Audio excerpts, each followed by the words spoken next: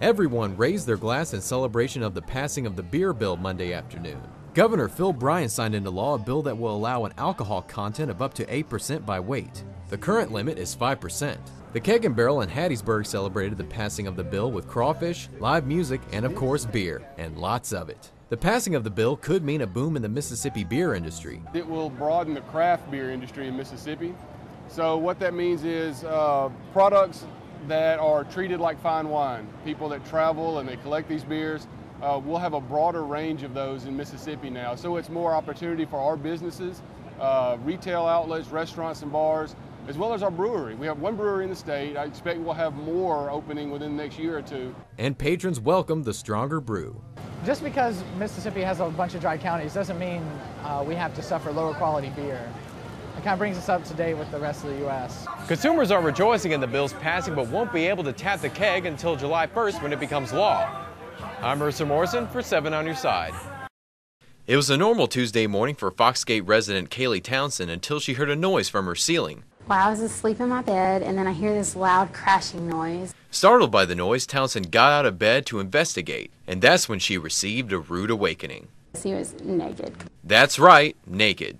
And there's this guy standing in the middle of my living room, and there's a big gaping hole in my ceiling. Townsend screamed for the man to leave, but the man wanted to borrow a pair of shorts. Townsend kept telling him to leave, and he bolted out the front door. And then he gets halfway out the door and runs back in, screaming at me just to borrow a pair of shorts. So I finally get him to leave, and he grabs my jacket and steals it, wraps it around him, and runs out the door. According to Kaylee Townsend, the man was staying in this apartment right behind me. The man crawled into the attic, busted through the firewall, and fell through their apartment. So who was the man who caused Townsend's nude awakening? Lamar County officials say his name is Patrick Williams of Adams County. Townsend believes Williams fled into the attic when Lamar officials were at the apartment complex for his arrest. Williams was convicted in 2007 for his possession of cocaine, and in 2010 a warrant was issued for his arrest because of his failure to report to his probation officer. Lamar County officials say they have since captured Williams. So what about the hole in Townsend's ceiling? My apartment complex said that they'll probably have to cut a bigger hole than what's there now and to repair it. And her jacket? They returned and asked me if I would like it back, whereas I replied no. For 7 on Your Side, I'm Mercer Morrison.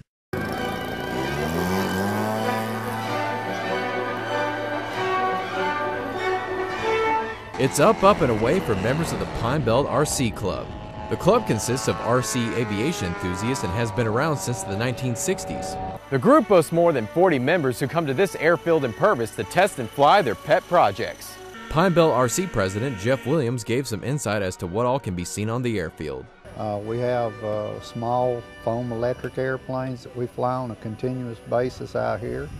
The electric airplanes are really coming on board with a lot of power, and power to weight ratios are getting a lot better, so they're much more efficient.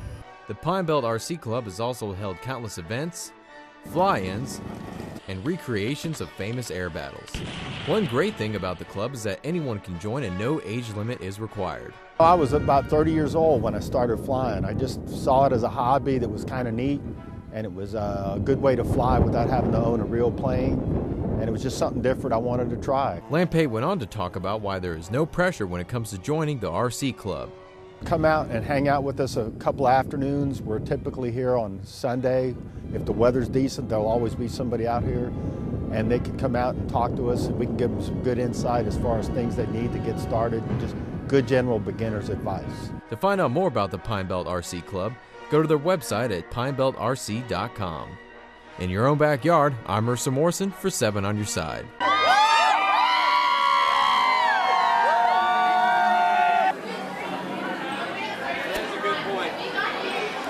Expecto Patronum! We are here at the Grand Theater in Hattiesburg for the midnight premiere of Harry Potter and the Deathly Hallows Part 2.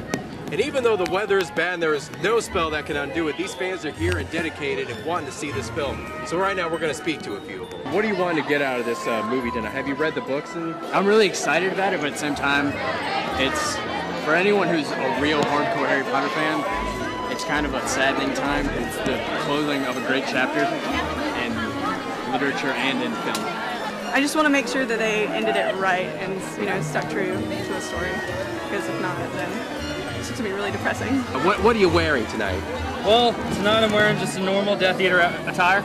I put together some black clothing. I grabbed one of my good jackets for a good hood, so it gave me black and it can hide, and then I just put over one of my trench coats. I want the next 2 hours to be, well, from 12 to 2 to be amazing. I am wearing a pillowcase. You heard it here. Even the homeless have decided to show up to the Harry Potter premiere. What does it mean to you? It's like the last one, you know, what does that mean? It's a very emotional time for me. I'm probably going to come out of this thing crying, like bawling. You have a unique shirt. Look at that. Would you want to go out on a date with her? Oh, definitely. If you did, where would you take her? Cabin in the mountains. Very romantic. What does this mean to you? You know, like this is the last one. You know, what does it mean? Not much. This just ends, somebody stole my wand. I'm Mercer Morrison for 7 on Your Side.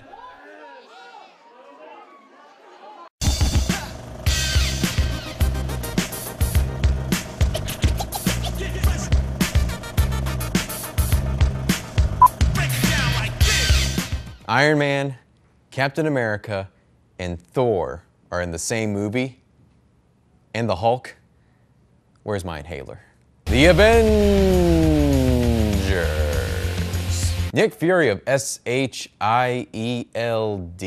Oh, that spells shield. Brings together a team of superhumans to form the Avengers to help save the Earth from Loki and his army. The movie stars Robert Downey Jr. as himself, Chris Evans, Mark Ruffalo, and strong female leads Scarlett Johansson and Chris Hemsworth, and Jeremy Renner as Hawkeye, who is slightly more threatening than Katniss. I will cut to the chase and say this movie is phantasmical. This is the second greatest story ever told. It takes an hour to get the story set up, but when it does, it hits you like an adrenaline shot. If you take a child to see this film, he will walk out a man with a full beard and a job as a sea captain. I have to tremendously commend Joss Whedon with directing and writing this film. He knows how to tell a story as well as manage the larger-than-life personalities of each superhero. He blends action with some laugh-out-loud moments perfectly. Who knew that the guy who began writing episodes of Roseanne could do that? I guess he already had experience writing for big, monstrous behemoths. I was more than satisfied with the different fight scenes, especially the inner turmoil in the group. Thor's got a steel chair! Also, Joss pulled off making some of the minor characters interesting, such as Hawkeye and Black Widow, even though her weapons are about as useful as a box full of cuddly kittens. The bad guy played by Tom Hiddleston definitely holds his own against the super group, and he gave his character depth and made him seem more than just a scene-chewing evildoer, though he does have his grandiose moments. I guess he didn't keep it low-key.